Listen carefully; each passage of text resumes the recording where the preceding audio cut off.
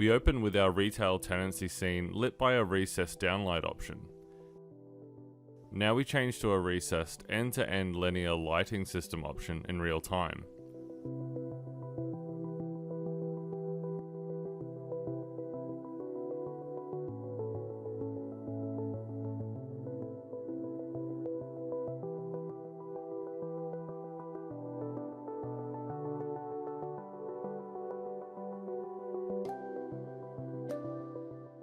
Next, we change our lighting system to a track-mounted spotlight option.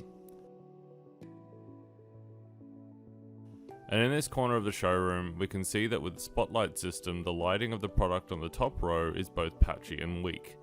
To correct this, we select the 5 spotlights that are aimed towards that product display. And using the material editor to change the lighting distribution for these spotlights from the narrow to wider medium beam.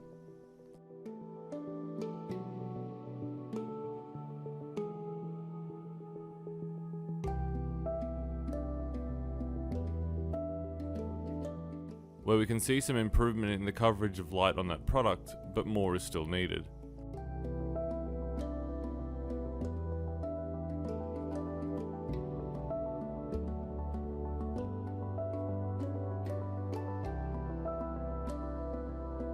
So next, moving to a side view, and with all 5 spotlights still selected, we use Rhino's gumball tool to re-aim these lights downwards.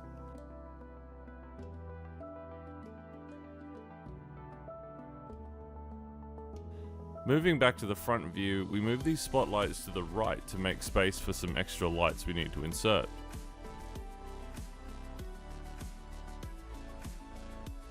So using Rhino's Alt Move function, we create a copy set of spotlights.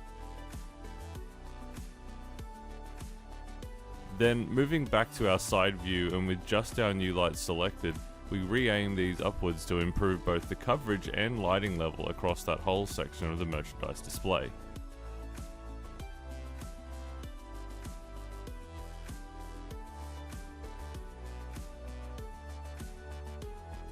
Here we show a 360 VR view of our complete store interior, which is accurately lit by our spotlight system.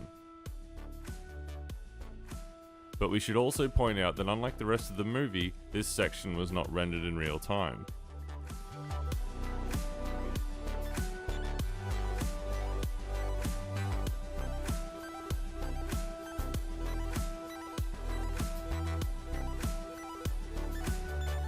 Now, moving our camera to a front section of the store, we check out the interactive view performance with real-time physically accurate materials and lighting.